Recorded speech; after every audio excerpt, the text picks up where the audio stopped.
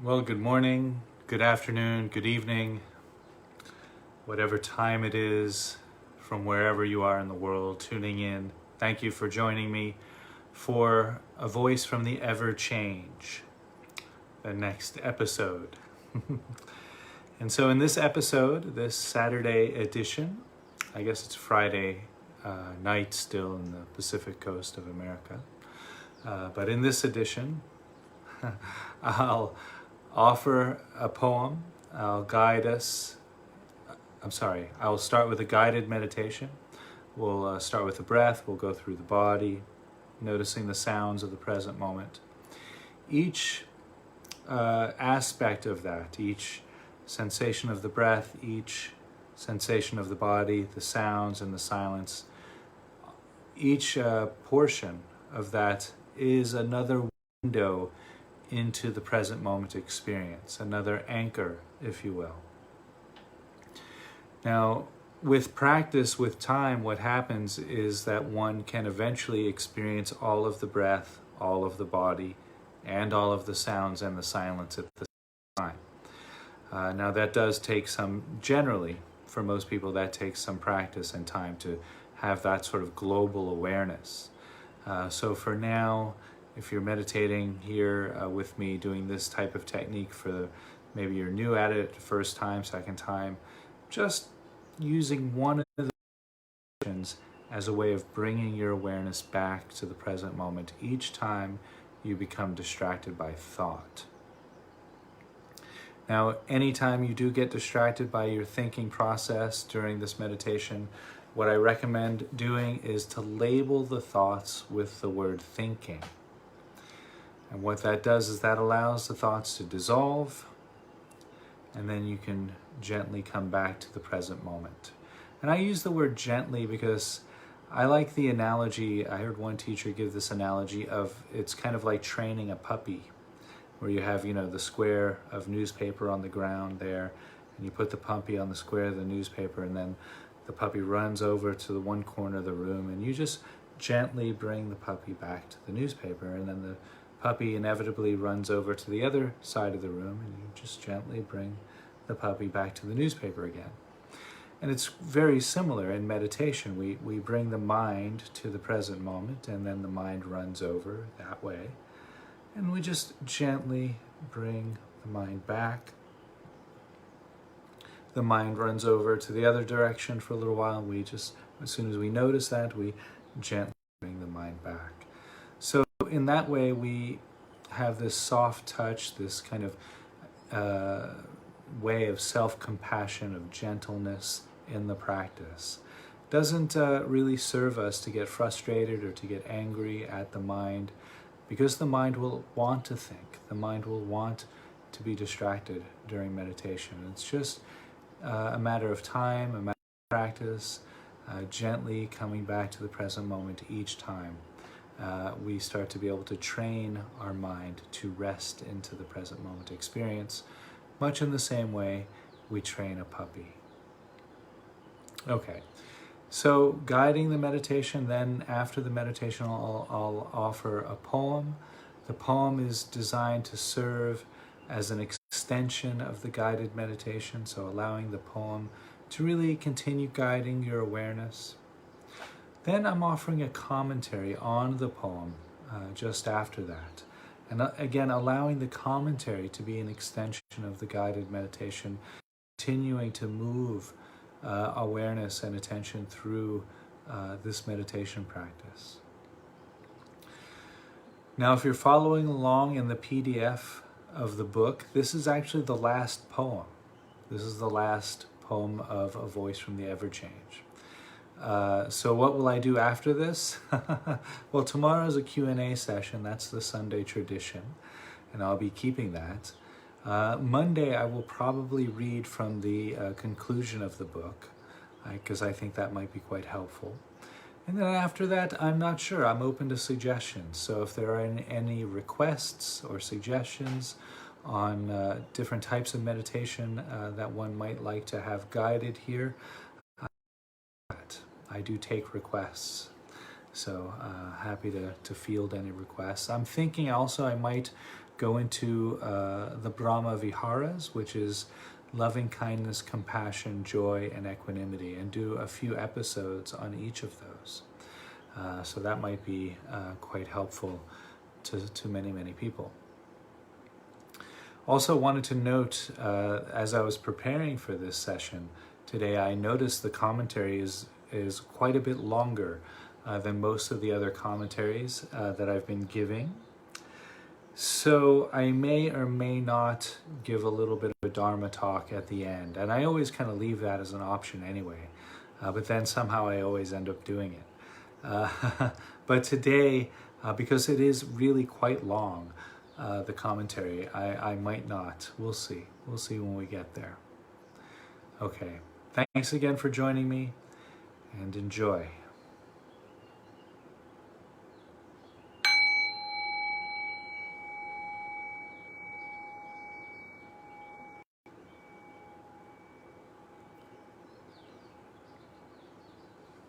So allowing the body, mind, and heart to rest.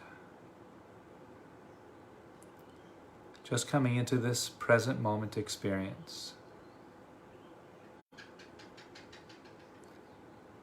Noticing the breath as it enters and leaves the nose.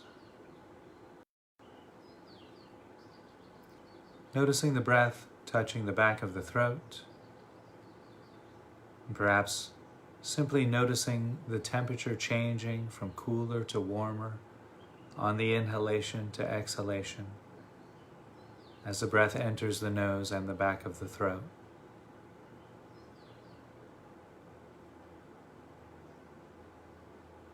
Noticing the rib cage expanding and contracting with each breath.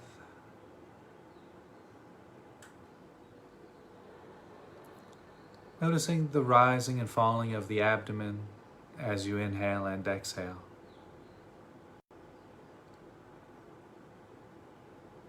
There might also be sensations of clothing moving to adjust with the rising and falling of shoulders, chest, and abdomen as you breathe in and breathe out.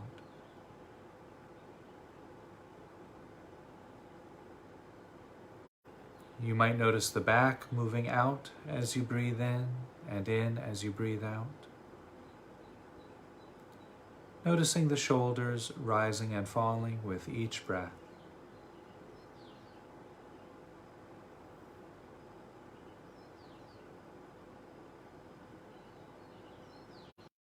Perhaps noticing the body straightening up slightly on the in-breath and leaning forward slightly on the out-breath.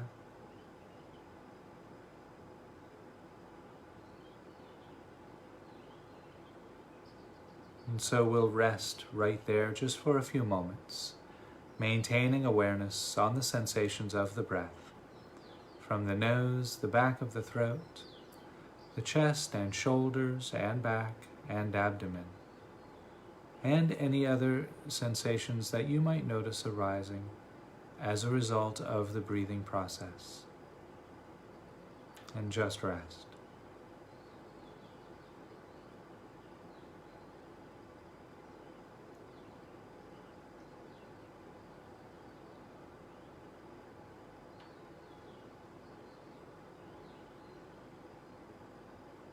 And now, while maintaining awareness on the sensations of the breath, from the nose to the abdomen to the nose, allow awareness to expand again to include sensations of clothing against the shoulders,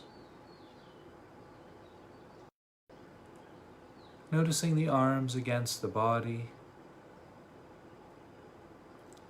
the hands resting against the body or touching each other.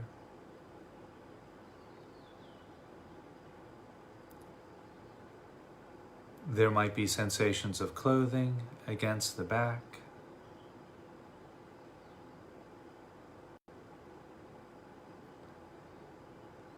You might notice the weight of the body against the chair or cushion, mat or floor.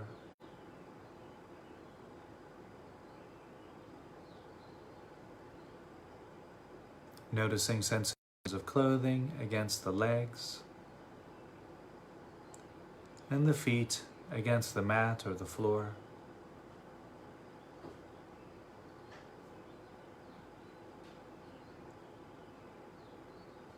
There might also be sensations arising from the back of the neck,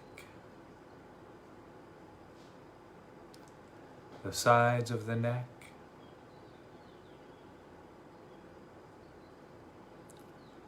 sensations arising from the back of the head,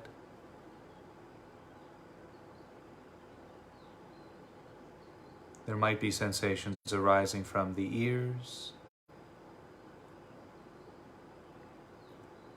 allowing awareness to expand into the cheeks of the face, noticing any sensations arising from the cheeks of the face, the lips, the nose and the eyes, sensations arising throughout the forehead, noticing any sensations arising from the crown of the head, the very top of the head.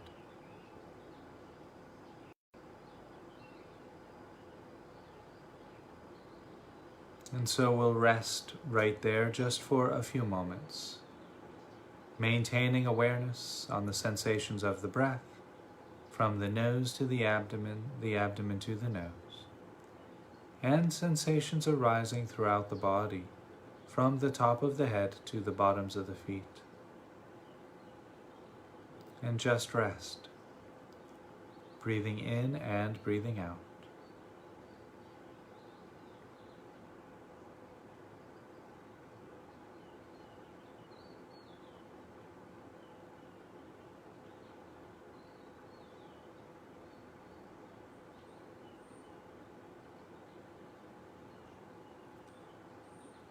And if at any time during the meditation you become distracted by your thoughts, simply labeling those thoughts with the word thinking will allow the thoughts to dissolve, and you can gently return back to the present moment.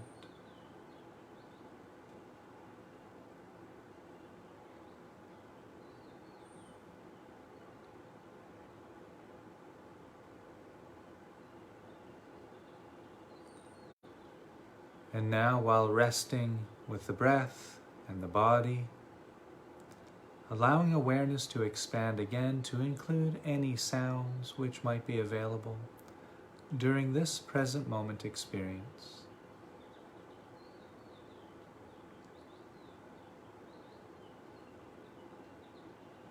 Depending on where you are in the world, you might hear the sound of bird songs or crickets.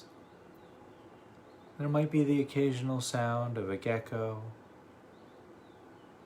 Perhaps there's rain coming down or the occasional thunderclap. You might hear a car or two passing by, perhaps a nearby conversation. Or there might be music coming from a neighbor's radio or television. Not focusing on any one sound in particular, but noticing the entire field of sounds. All of the sounds, all at the same time.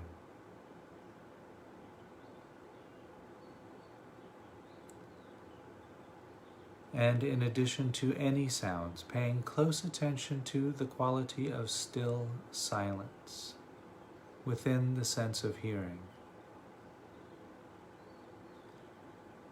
There's always a backdrop of silent, still space. When we listen to this silence, we might notice how this silent stillness seems to surround the present moment.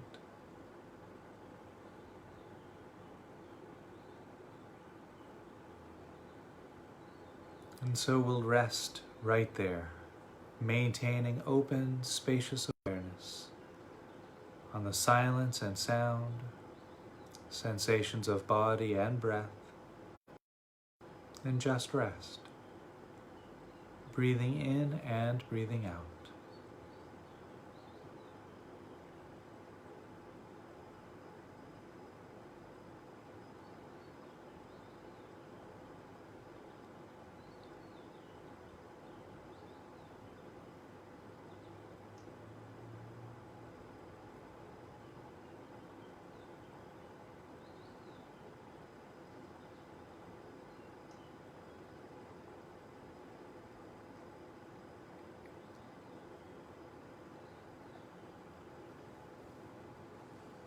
The poem. From the perspective of thirst, everything looks like drink. From the perspective of discomfort, everything feels like a thorn. From the perspective of anger, everything is seen as enemy. From the perspective of silence, everything becomes peace. From the perspective of joy, every sound is like laughter. From the perspective of love, everything is held in embrace.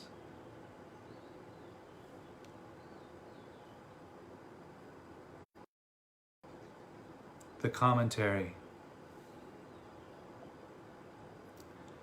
When wanderers get lost in the desert for a number of days or weeks, mirages of lush oasis begin to magically appear as the very sight of sand transforms into water. Sailors stranded at sea after shipwrecks will turn to drinking ocean water, urine, or even blood once the water rations have gone dry.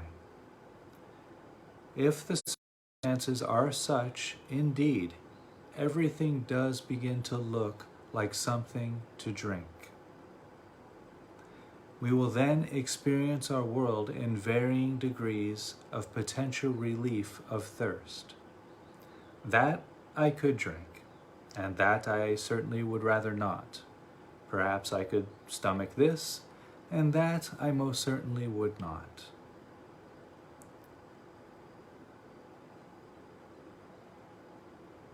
When we are locked into a desire, whether it be hunger, thirst, sex, money, fame, or power, we see everything on the spectrum which our desire resides. When we feel discomfort, for example, and we are caught in the reaction to that discomfort, everything then becomes seen on the comfort-discomfort spectrum.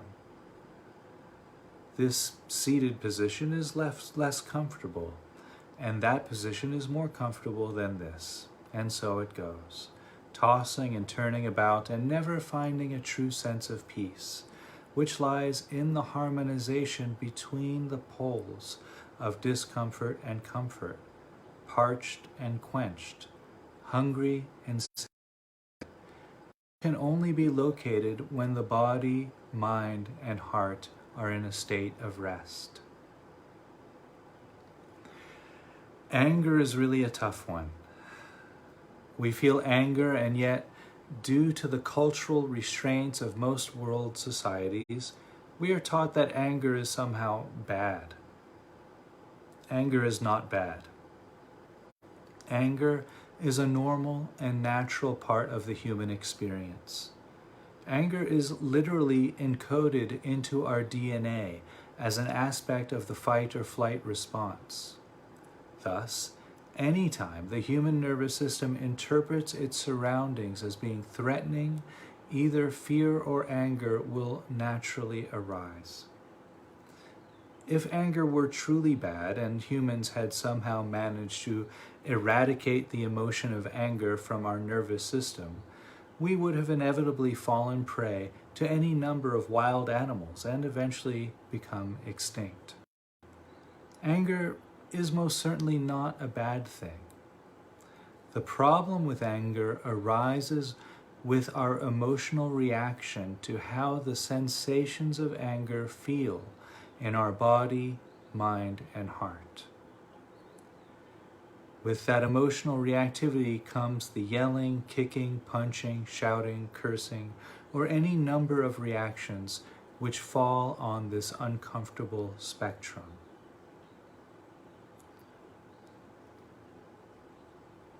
So we feel anger, and we do not want to feel that because we are conditioned to think that only bad people get angry. The clenching of the jaws, the tightening of the shoulders and fists, the churning of the stomach. The moments in which anger arise hold the potential to transform everything we experience into a problem. Everything in our awareness now falls somewhere on the anger enemy spectrum. If someone says something or acts in such a way which rubs even a little bit against our current worldview of seething pissed offness, that experience, situation, or person will land somewhere on the anger enemy spectrum. And if it validates the world of rage which we are currently inhabiting, that might be even worse. If the person, event, or friendly or neutral, we most likely do not even notice it at all, because our view becomes so engrossed with the hot anger, rage, and fury. All we want to encounter at that point are experiences which somehow validate the anger. So even if someone is nice to us at that point, we may, oh, they're just being nice because I'm pissed off. Or I can't deal with that person right now because I'm too furious over X, Y, Z, etc. In other words, when we are caught up in our anger, even neutral people or experiences are placed somewhere on the anger enemy spectrum. When we are caught up in our anger, we will relate to all experiences in accordance with how much they confirm our rage or negate our rage. If anger becomes consistently repressed or choked back into the body, the anger enemy spectrum eventually becomes the only option for relating to the world. Everything and everyone now appears in terms of fear or anger, fight or flight, friend or foe. Welcome to the hell realm. That seems pretty grim, I know, but it's going to get brighter in a minute. There is, however, a rarely investigated third option beyond the unhealthy choices of expression and repression. We can learn to simply feel the anger without repressing or expressing it.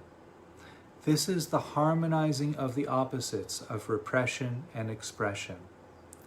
Here we learn to simply feel the sensations of the emotion itself. The first step of this process is acknowledging anger is there, and it is normal to feel that emotion whenever something in our environment is perceived as threatening. By doing this, we release the experience of anger from the surrounding shame and taboo, which might be. The second step is to then bring attention to the breath and allow the anger simply to be in our field of awareness. Feel the heat of the anger arise through the spine. Notice the clenching or tightening of certain muscles. Take note of where and how the visceral sensations of anger arises in you. If and when the mind begins to weave stories about the upsetting situation, simply label those stories thinking and come back to the visceral, physical experience of the anger.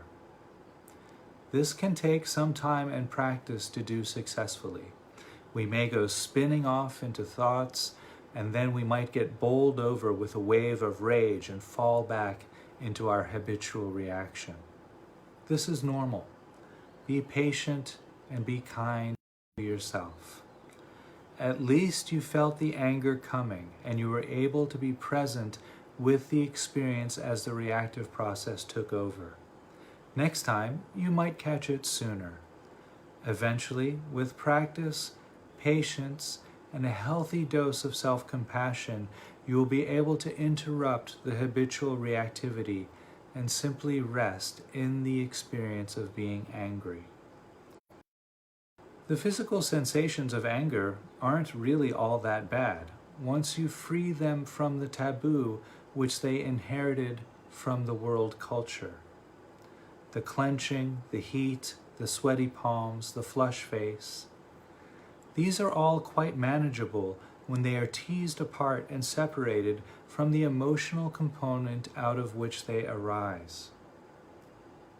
The task here is to rest in those sensations without the thinking mind feeding and fueling the emotion. In meditation, we learn to rest in the sensations of the breath. The quality or intensity of each sensation of the breath may vary in texture and degrees, yet we keep returning to the resting. We may then open and expand awareness to experience the sensations of the body. Again, the sensations which arise may vary in type and intensity, from a mild itch to an aching sore muscle, from a foot falling asleep to the chronic pain of arthritis. And yet, we keep returning to the resting. Practicing with the physical experience of anger is no different from this exercise. We allow the sensations of anger to arise in the body in the same way we allow the sensations of the breath to arise during meditation. Free from judgment. We then experience the sensations of the anger and allow them to simply pass through our awareness.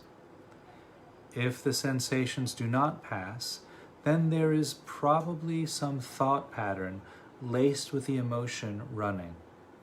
Label those thoughts with the word thinking and return back to the present moment awareness.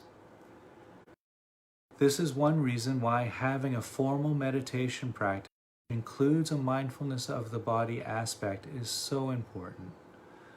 In that type of practice, we take the time to experience sensations and emotions as they arise, and we can experience them pass through our awareness as we take away the fuel of our thinking process. In the silence of formal meditation, we can practice this without interference or distraction, so that when we have a powerful emotion arise in everyday life, when there is interference and distraction, without interference and distraction, we can be more skilled at catching it and not falling into the usual patterns of unhealthy expression or repression. So the meditation practice without life happening outside, that's where we can practice allowing the emotions to arise and pass. So that when we bring that skill to everyday life, we might have more dexterity in allowing emotions to arise and pass.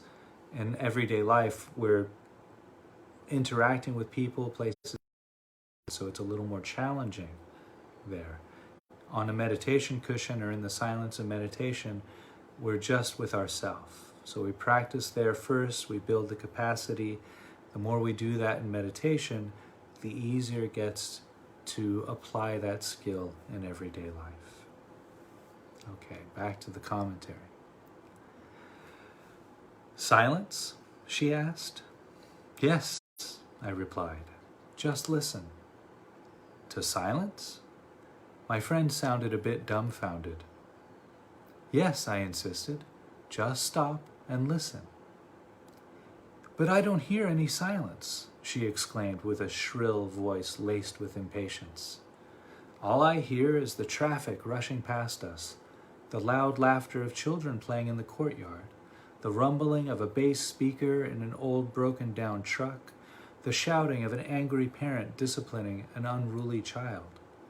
These sounds and more sounds stir the present moment experience into a fever pitch of volume that could be comparable to a rave party. Where is the silence? Well, one could ask, where did the silence go?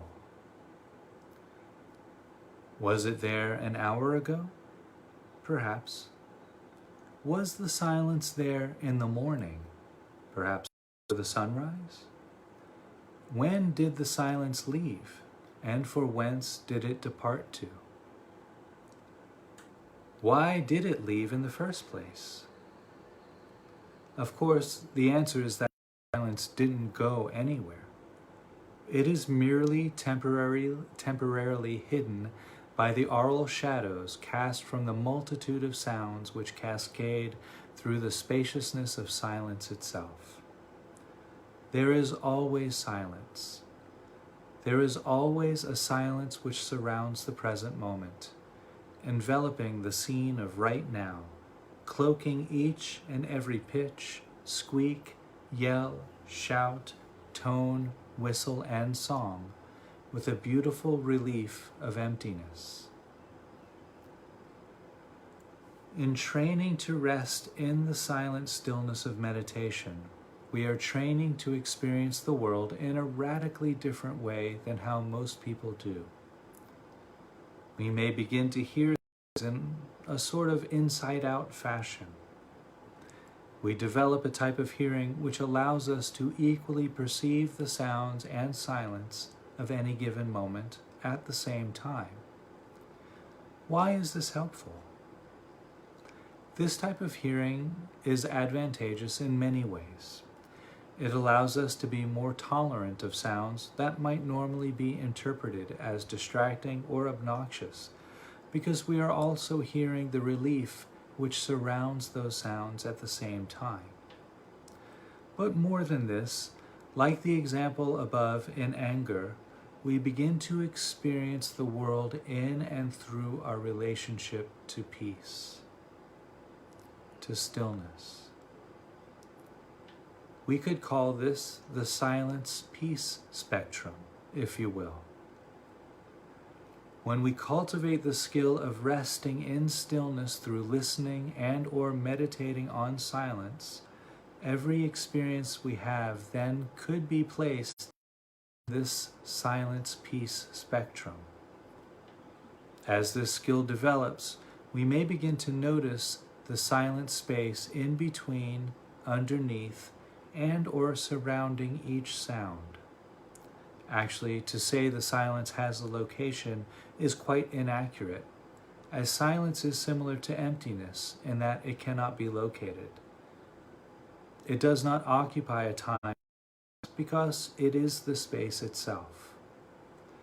With this insight into and connection with silence, we become more peaceful beings because our very sense of hearing, one of the primary human senses, is now rooted in peace itself, in stillness. A little over a year ago, I guess a couple of years now, I decided to move to Thailand. I had given up playing music entirely by then and was existing only by teaching meditation and writing articles for various publications on the topic of spirituality. I had not ever experienced this type of pure happiness in all of my days. In fact, I could only describe my life as being steeped in a consistent state of pure joy. I would walk out of my apartment in Chiang Mai into a scalding hot summer day, only to smile as the sweat dripping down my back. I would walk down the street laughing and whistling as the stray dog slept underneath the shade of the iced coffee stand outside the 7-Eleven shop. Each car horn sounded like a chuckle. Each mosquito bite an opportunity to observe discomfort. Each chore became a blessing. Each moment filled with radiance. Pure, blissful, unadulterated joy. And if we are keeping with the theme of this poem, we should probably call this the joy spectrum. This happens when one is lucky enough to find themselves in a state of joy which is not dependent on any particular circumstance. Thus, this state of joy cannot be removed or taken away. Like the silent stillness of the present moment, it can be temporarily covered up and obscured by difficulties, trials, tribulations, and pain, just as the silence may be temporarily obscured by the sound of a car horn or a dog barking, or the neighbor's rap music. Much like the silence which is inherent in the very fabric of sound, so too is joy inherent in the very fabric of life itself. When this joy is discovered, one finds they can live in the joy spectrum. Each experience which lands on our nervous system is then related to in terms of joy. My experience of that kiss was rather joyful, but that hip-hop music, not so much. My experience of the stray cat which came over for dinner was quite joyful, but my experience of the neighbor whom hates cats, not so much. When we experience life in relationship to joy in this way, even the not so much experiences are in some way eliciting an experience of joy. Of course, there will be painful situations which may take us off the joy spectrum completely. In those situations, we may find ourselves relating to the world through the anger enemy spectrum. But now we can always return to joy. In times such as those, I try to remind myself what a blessing it is to be alive. How lucky I am to have a human nervous system which can indeed comprehend the type of pain which I am now experiencing. What a miracle it is to have the opportunity to then feel that pain and recognize it is the same pain which all human beings experience. To relate to all other human beings through the sensation of pain is an incredible opportunity to cultivate compassion. An opportunity which is not afforded most, if not all, other species. So the discomfort and pain of life will inevitably arise, temporarily clouding our experience of joy. Unfavorable circumstances, painful experiences, fighting and arguing might temporarily cover up the joy inherent in being. But it is always there. Just like the silence which is inherent in the middle of rush hour traffic in downtown Shanghai, so too is joy inherent in simply being alive in the midst of suffering. The simple joy of existence. Rest in this joy.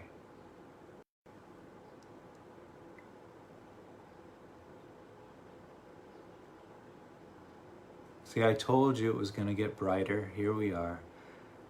And I'm just finishing up this commentary. I know this is a much longer than I usually go. But here we are, rounding the corner, coming home to the love spectrum.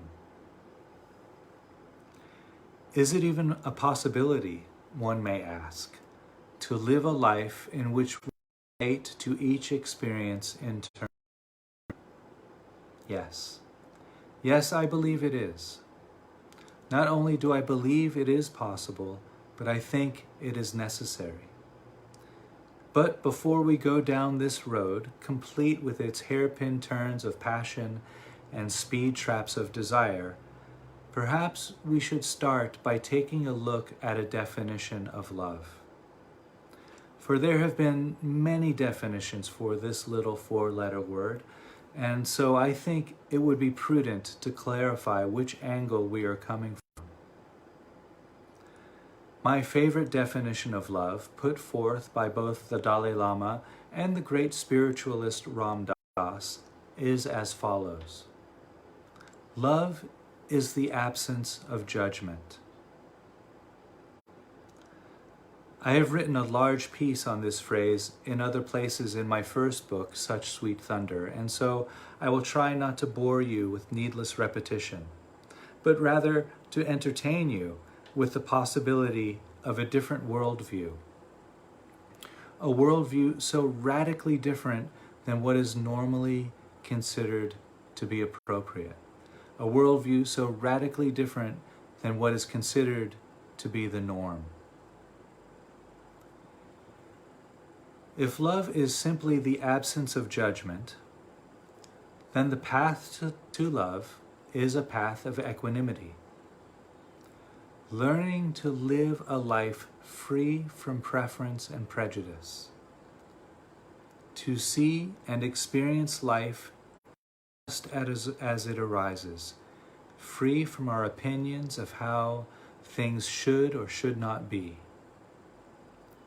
and to experience the entire world knowing us just as we are in this present moment. Can we show up to that as well? What would that feel like exactly? The world knowing us exactly as we are. There certainly would be no need to hide anything, as that endeavor would simply become a pointless exercise in futility. I imagine that a life lived in this way would be incredibly open and free. I imagine that to be known, seen, and accepted exactly as we are is to be seen and held through the eyes of God. At least in the way that I have come to know the concept of God. This is a type of love which is not at all dependent on an object, which the lover as subject is loving, as that creates a duality between lover and beloved. No, this is a love which makes a not two from the two and creates a unity from the multiplicity. Just as the silence is always interwoven into the field of sound, and joy is always interwoven into the fabric of experience, so too is love melded into the world through the very act of manifestation itself. Why would anything ever be created if not for and from the energy of love?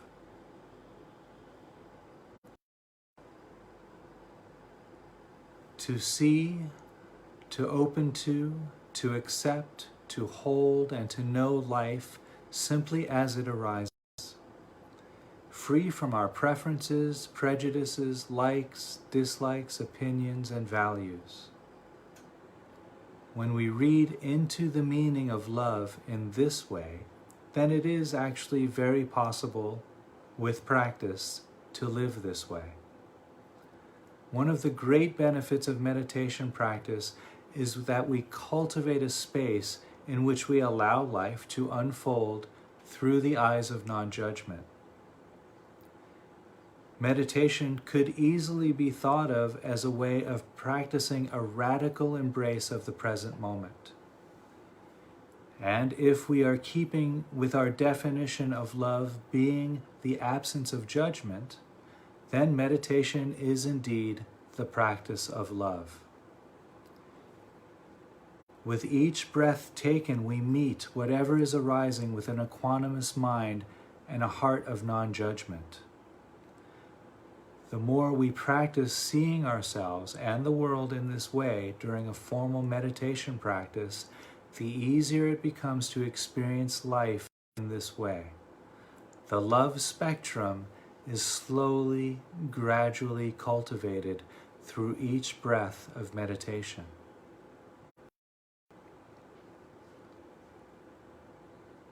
So, in this writing, I have given brief descriptions of various spectrums in which the human being may find themselves at any given time on any given day. We tend to unconsciously oscillate between these and other spectrums of experience at the whim and fancy of our habitually ingrained reactions to feeling tones which arise in our own body and heart as a result of contact with our environment.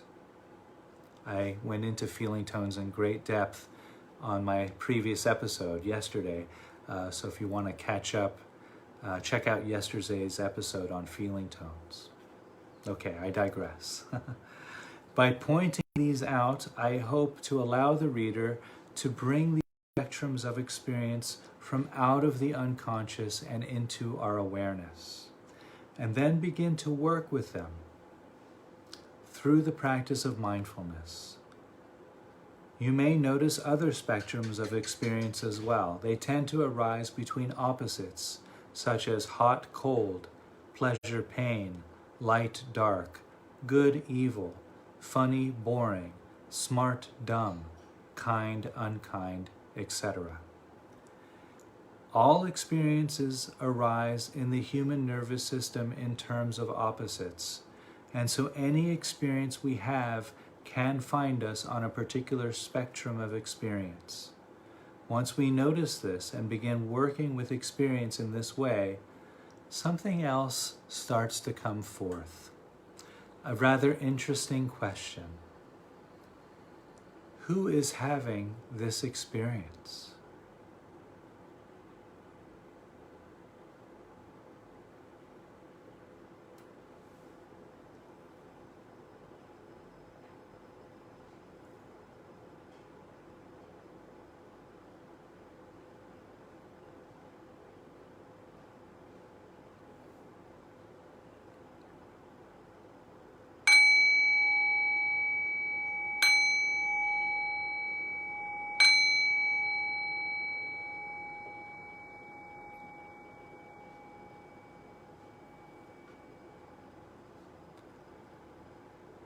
Well, thank you all for joining me for guided meditation, poem, and commentary. And as I mentioned at the beginning, this commentary is quite long. You might have noticed. I covered a lot of ground. So I'm not going to talk too much here at the end. And this was the last poem and commentary of the book entitled A Voice from the Ever-Change. Now, I think there's about 40 or so episodes, and I did skip over a few poems here and there. But anyway, if you want a copy of the PDF, send me a message. I'll send out a copy of the book. You can go through my YouTube channel or my website or scroll through Facebook, and you can read along if you want, or just catch up on back episodes. Now, I am going to continue A Voice from the Ever-Change, and I did mention this earlier, but tomorrow is a Q&A session, and by the way, if you have any questions, send them over. I'm hosting a Q&A tomorrow at the same time. And then on Monday, I'm going to read the conclusion of the book, because I think that might be useful and entertaining. And then I think I'm going to do a few episodes on each of the Brahma Viharas: loving kindness, compassion, joy, and equanimity, as a way of continuing the program. However, I am open to suggestions, so if you have any requests or anything that you'd like to hear me expound upon or talk about, or both, send those over, and I'll try to fill those as well. Thanks again. Have a great weekend. Stay safe, stay healthy. Please practice your social distancing. We are continuing to flatten this curve, and we are not by any stretch of the imagination out of the woods yet. So let's continue to stay safe and stay healthy, and we'll make it through this coronavirus experience together. Thanks again for joining me. I'll see you all tomorrow.